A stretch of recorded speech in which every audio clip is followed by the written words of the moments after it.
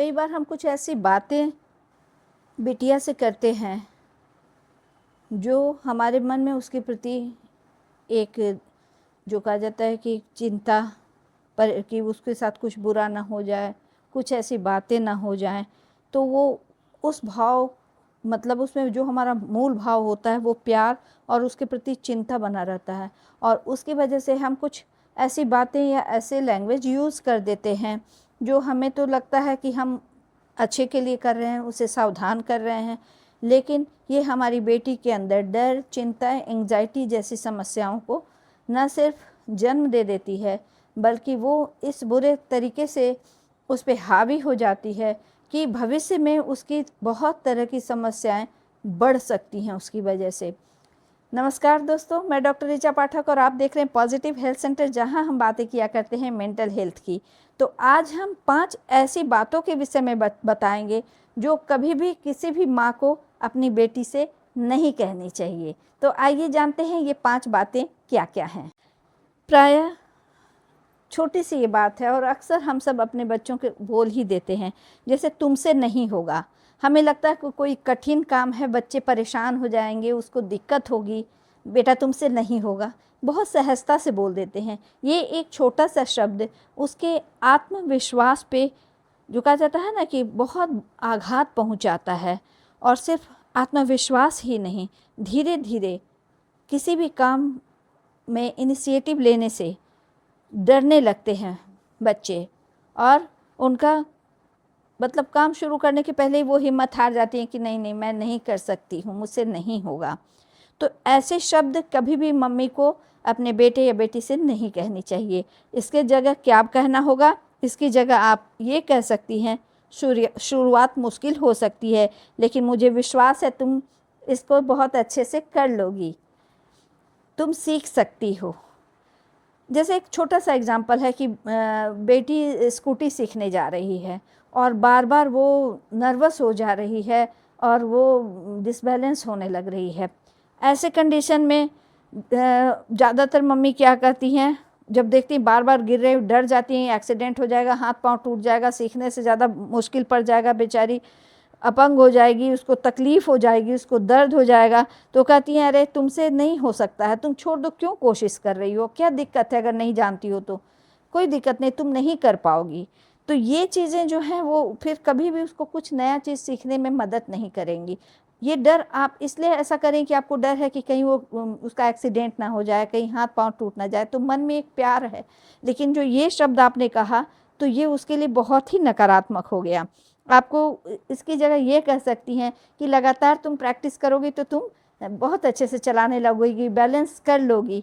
ऐसा करने से उसके अंदर का कॉन्फिडेंस बढ़ेगा और चांस है कि वो अगली बार में बहुत अच्छे से चलाने लगे। दूसरा जो गलत शब्द या भाषा प्रयोग करती हैं मम्मी अपनी बेटियों के लिए, वो बहुत कॉमन है कि दुनिया बहुत ख़राब है। जब भी आप कहती हैं कि दुनिया बहुत ख़राब है, किसी पे भरोसा मत करो, तो आपको लगता है कि आप अपनी बेटी को सावधान कर रही हैं और वो अपने आप को सुरक्षित रखेगी, लेकिन ये चीज़ें उसके अंदर के भय को किस हद तक बढ़ा दे रही हैं, वो कितना इनसिक्योर फील कर रही है, और ये उसके पूरे सिर्फ कॉन्फिडेंस को ही नहीं, पूरे उसके मेंटल हेल्थ पर इसका कितना बुरा असर होगा, वो कितनी डर जाएगी, इसका आपको एहसास नहीं है। आप इसकी जगह कहें, आप बहुत अच्छे से कह सकती हैं कि दुनिया में अच्छे और बुरे दोनों तरह के लोग होते हैं, लोगों को सावधानी से समझो, परखो, तब कुछ निर्णय लो, और ज़रूरत पड़े तो तुम मुझसे बात कर सकती हो। तो इस तरह से अगर आप बोलेंगे तो वो सावधानी भी बरतेगी, मतलब वो अपने आप को खतरे से बचाने की कंडीशन में भी रहेगी और बेवजह का डर उसके दिमाग में बिल्कुल भी नहीं रहेगा। तीसरी जो गलत बात अक्सर मम्मी बोलती हैं बेटियों को नहीं बोलना है, वो है कि अगर गलती हुई तो बहुत बुरा होगा। गलती करने से बच्चे को डर पैदा मत कीजिए, क्योंकि गलती करना बहुत ही स्वाभाविक रिस्पॉन्स है और हर कोई करता है। इस तरह की गलत भाषा का जब आप प्रयोग करते हैं तो बच्चे नई चीज़ों को सीखने से डरने लगते हैं, क्योंकि जब भी हम नई चीज़ें सीखेंगे तो कोई ज़रूरी नहीं है कि एक ही बार में हम सब सही कर लें। गलती होगी और गलती होने के पहले ही आप इस तरह से उसको बोल देंगे कि बहुत मतलब वो गलत चीज़ है, तो फिर बच्चे नई चीज़ों को नहीं सीख पाएंगे। ऐसे बच्चे जो हैं वो अक्सर डिसीजन मेकिंग पावर उनका बहुत ही कम होता है और परफेक्शनिज्म जो है वो उनमें बढ़ जाती है, जो उनके एंग्जाइटी और स्ट्रेस लेवल को काफ़ी हद तक बढ़ाता है। तो आपको इसकी जगह क्या बोलना है कि गलती होना एक बहुत ही नॉर्मल नेचुरल प्रोसेस है, वो बहुत महत्व नहीं रखता। गलती हो रही है तो होने दो, गलतियों से तुमने क्या सीखा ये महत्व रखता है। इस तरह की बातें अगर आप करेंगी तो बच्चे नए चीज़ों को सीखने से झिझकेंगे नहीं। पांचवा जो है बहुत ही कॉमन चीज़, चौथा जो है नहीं बोलना चाहिए मम्मियों को कि लोग क्या कहेंगे। ये तो बहुत सारे लोग बोलते हैं, लोग क्या कहेंगे के चक्कर में कितने लोगों ने अपने सपने अधूरे छोड़ दिए। कोई बहुत टैलेंटेड बच्ची थी, वो जिस फील्ड में जाना चाहती थी उसकी उसकी उसमें क्षमता थी, वो कर सकती थी, लेकिन लोग क्या कहेंगे के चक्कर में पहले ही से उसको बचपन से ऐसे फीडअप कर दिया गया कि मम्मी ने कहा कि है तो बहुत अच्छा बेटा, तुम कर भी सकती हो, लेकिन लोग क्या कहेंगे। तो उसने अपने सपने को अधूरे ही छोड़ दिया और एक टैलेंट जो देश समाज परिवार के काम आ सकता था, वो टैलेंट जो था वो कभी भी अपने लक्ष्य तक पहुंच ही नहीं पाया। तो ये थॉट ये सिर्फ माँ बेटी को ही नहीं सिखाती, हर कोई बहुत लोगों में कॉमन है कि लोग क्या कहेंगे, और उसके चक्कर में हम बहुत से प्रोग्रेस को अपने अधूरे में छोड़ देते हैं। लोगों का काम ही है कहना, आपको पता होना चाहिए कि आपके लिए बेस्ट क्या है, आप क्या अच्छा कर सकते हो, आपकी क्षमताएं क्या हैं। लोग उसको एक्सेप्ट करें या ना करें वो महत्व नहीं रखता है, महत्व ये रखता है कि आप अपने सेल्फ वैल्यू को कितना समझ रहे हैं। तो अगर इस तरह की बातें माँ करती हैं तो वैसे बच्चों की पर्सनैलिटी में अपनी ही वैल्यू ख़त्म हो जाती है, वो अपने आप को नकारने लगते हैं, सारी चीज़ें पीछे छूट जाती हैं और अपने इमोशंस को जो सप्रेस करते चले जाते हैं, तो आगे चलकर बहुत तरह की समस्याएं उनके अंदर हो सकती हैं। तो इसकी जगह पे उनको बोलना क्या है, सोचो कि तुम्हारे लिए सही क्या है और तुम्हारे सेल्फ वैल्यू को क्या सूट करता है। अगर तुम्हें ये लगता है कि तुम इस फील्ड में बहुत अच्छा कर सकती हो, तुम्हारे अंदर टैलेंट है, मैं हमेशा तुम्हारे साथ हूँ, तुम करो, प्रयास करोगी तुम्हें सफलता भी मिल सकती है। और अगर सफलता नहीं भी मिलती है तो और भी बहुत सारे ऑप्शंस हैं, घबराने की कोई बात नहीं है। इस तरह से फ्रेंडली और सपोर्टिव रोल प्ले करना होता है अपनी बेटियों के साथ।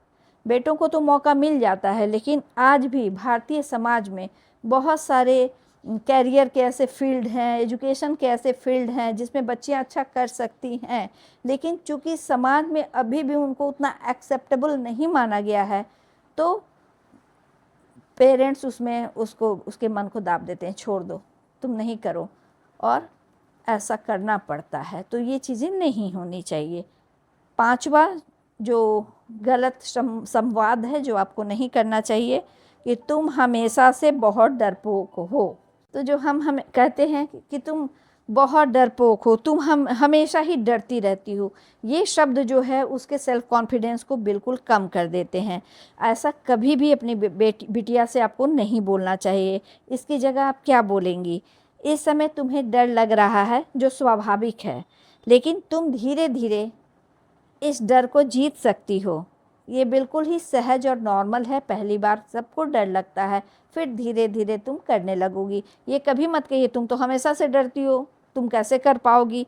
आपको लगता है कि ऐसा करके आप उसके अंदर जज्बा पैदा करेंगी, नहीं, आप उसके सेल्फ स्टीम को, उसके सेल्फ कॉन्फिडेंस को बिल्कुल ज़ीरो पे पहुंचा देंगी। इस तरह बिल्कुल भी नहीं करना चाहिए, क्योंकि इन सारे जो बात हैं इन सब का आपके बच्चे, आपके बिटिया पे बहुत ही नेगेटिव इफ़ेक्ट पड़ेगा।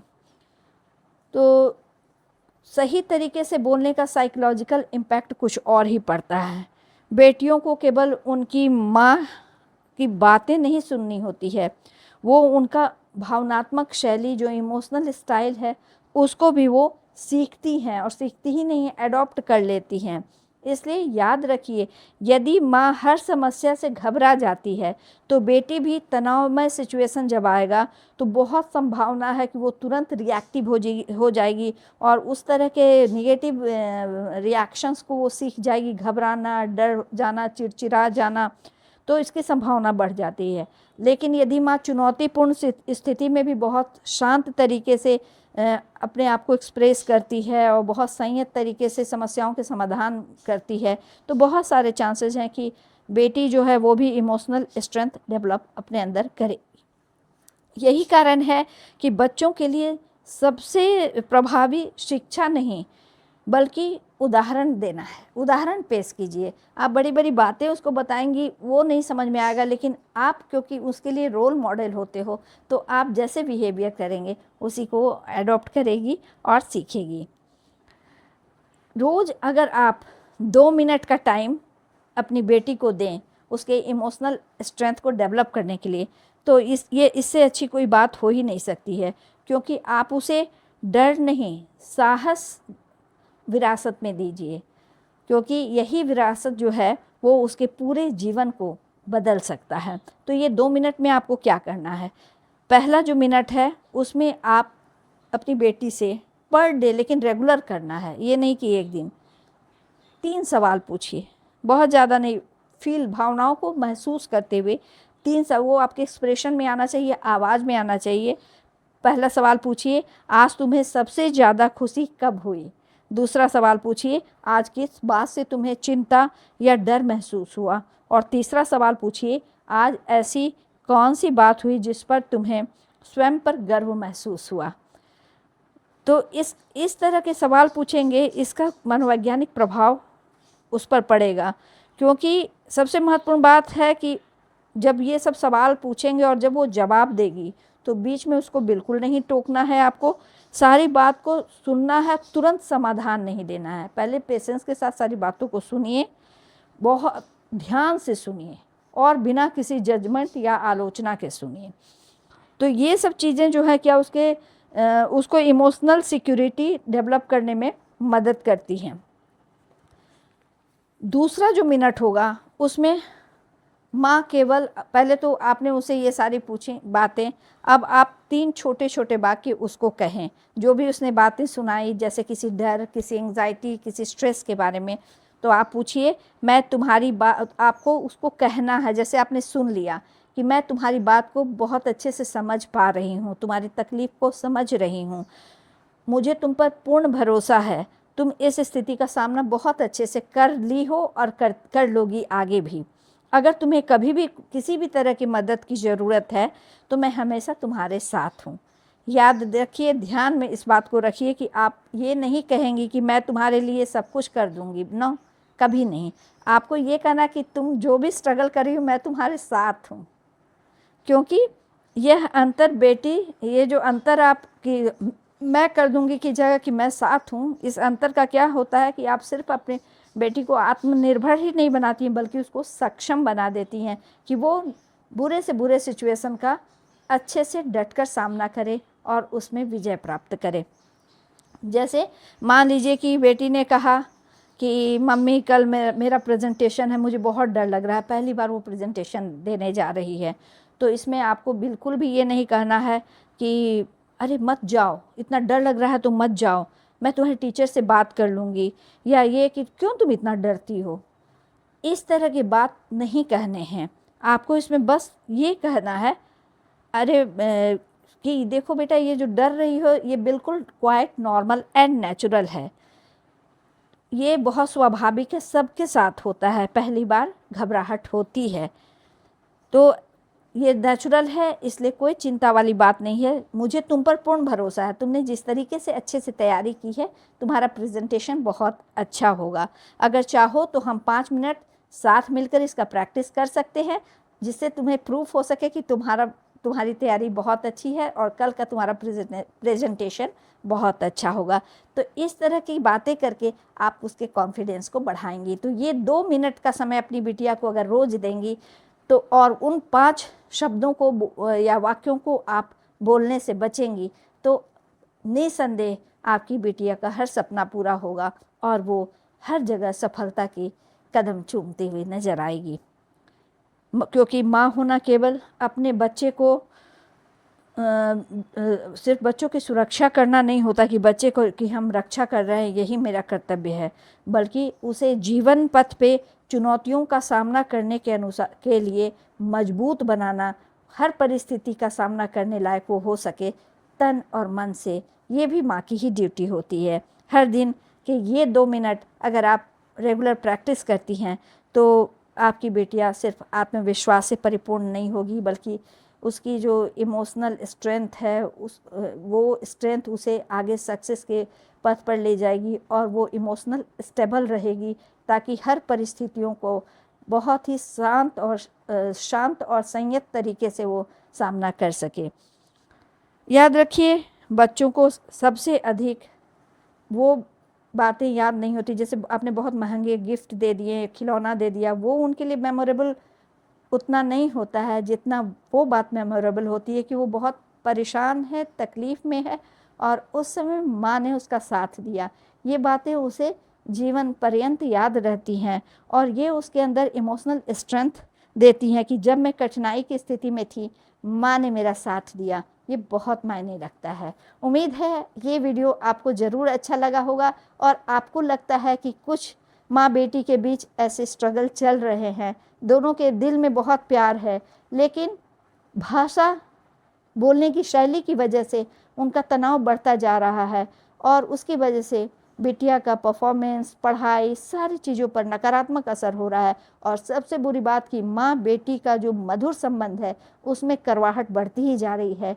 तो इस वीडियो को ज़रूर देखें और इसमें जो मैंने उपाय बताए हैं उसका समाधान वो सबको ध्यान देकर उसको आप प्रैक्टिकली अप्लाई करें। पिछले वीडियो में इसके बारे में मैंने बताया था और उसी का ये अगला सीरीज़ था, यानी क्या हमें करना है और क्या नहीं करना है। ये अगर पता होगा तो दिल में सिर्फ प्यार लेकर आपस में तकरार दिखाते हुए चाहे अनचाहे हम माँ बेटी के मधुर संबंध को बीटर से बीटर बनाते जा रहे हैं, उसको समय रहते सुधार लें तो एक बहुत ही प्यारा रिश्ता बहुत ही हेल्दी तरीके से डेवलप होगा।